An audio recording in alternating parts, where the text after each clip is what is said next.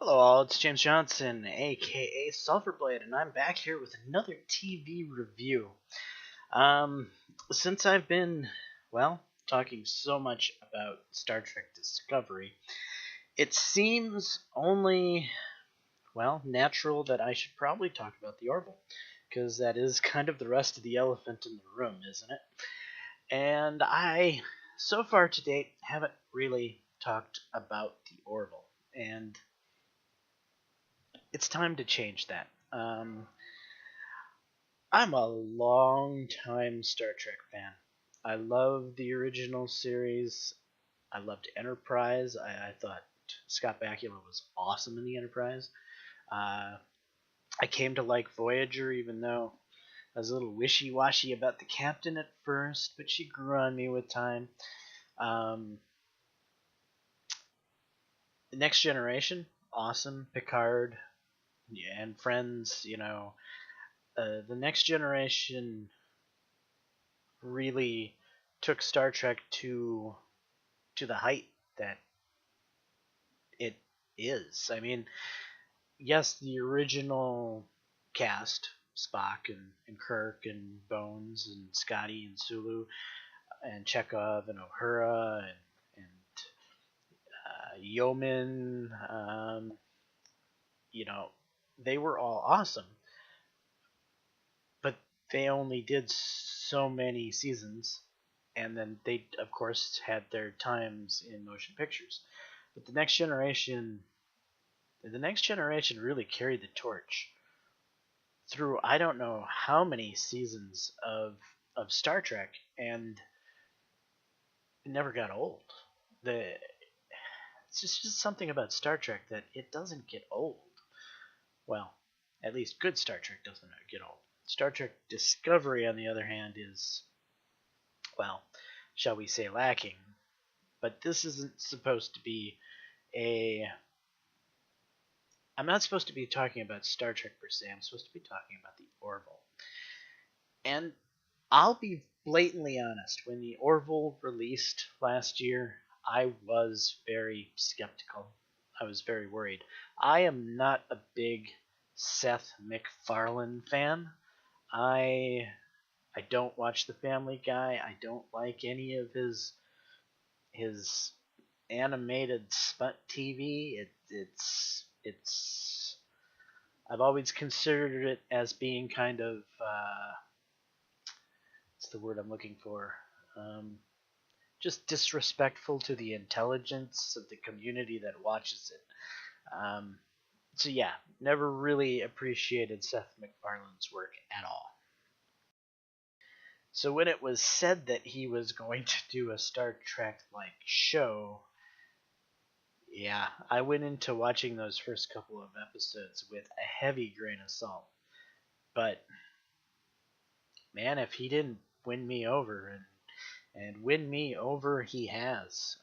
This last episode, season 2, episode 5, where the Orville is experiencing first contact with the civilization, just masterfully done. I mean, taking something as kind of far fetched as astrological signs to such an extent within a civilization, I guess could make sense. Sure, a civilization um, could evolve that way, I suppose. And the civilization, the people that we meet, the acting is so well done. You really get the sense that we're meeting a very civilized society, and even with the astrology aside, they definitely seemed like a pretty civilized society, not that far off from normal humans. Sure, you had a dick for a warden in the concentration camp type thing, but I guess you have to have some sort of bad guy in the show. But yeah, the general episode. I mean, the appearance of Ted Danson as an admiral in the show, I think, is kind of comical. It's nice to see him getting some sort of role. in anything since Cheers, and I I think he did a good job playing an admiral. And I like the fact that you had this directive that you couldn't interfere, and it's a first contact type situation, and we didn't resort to maybe Captain Kirk style fixing the issue by, I don't know, blowing up the camp and sending in a rescue mission.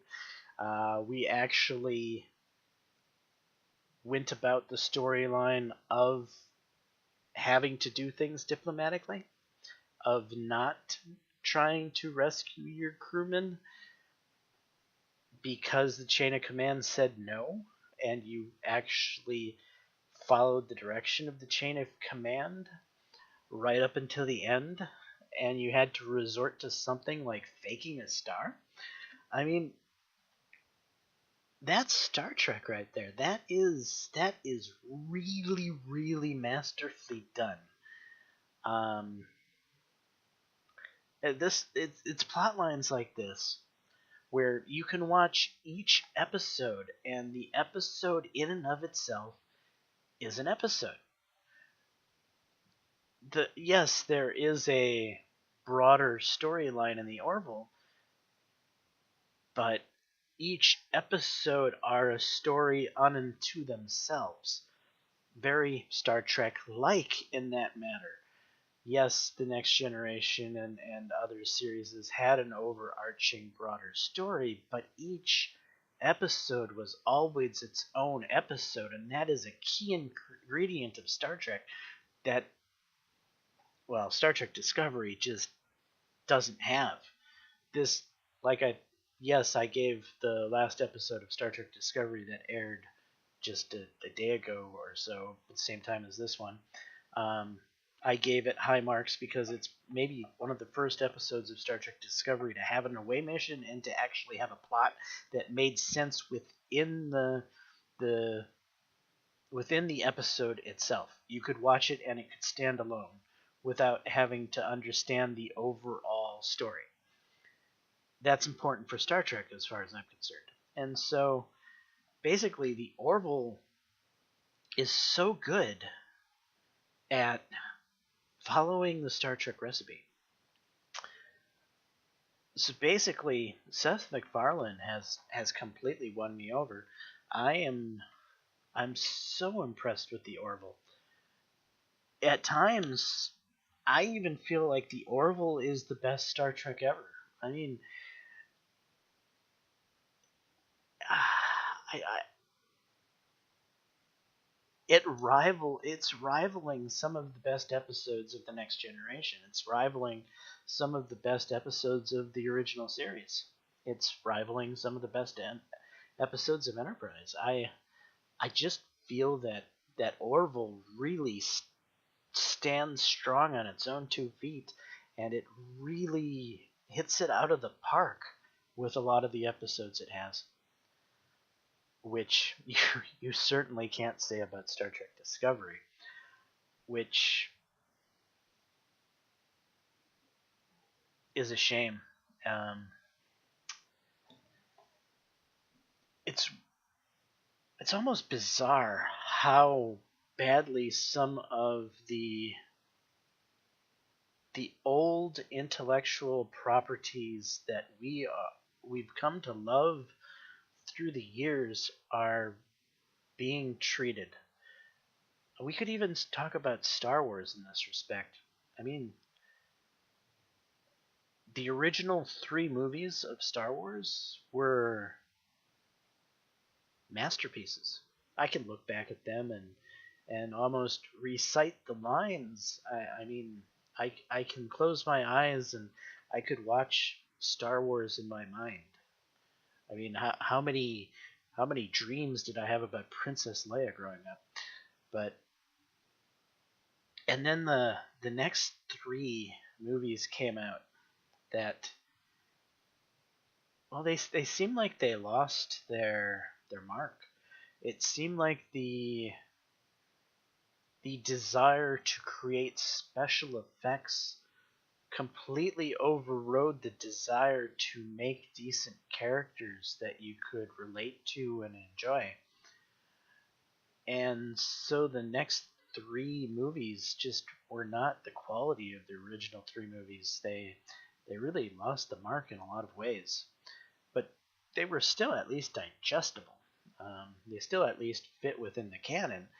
And then Disney got their hands on Star Wars, and all hell just broke loose. Now Star Wars is a joke of an IP, and the movies that Disney has done have just been, well, they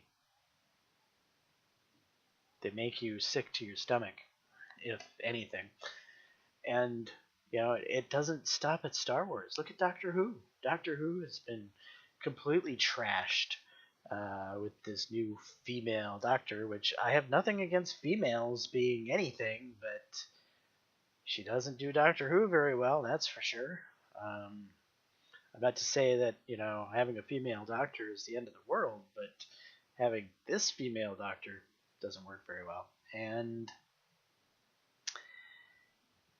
why are all these great sci-fi shows being trashed? I mean, Star Trek is going down the drain, Star Wars is going down the drain, Doctor Who is going down the drain, and the Orville, created by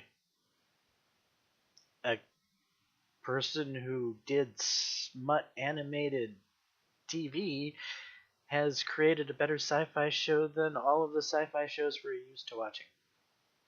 Or at least at this point, the Orville is head and shoulders over the rest.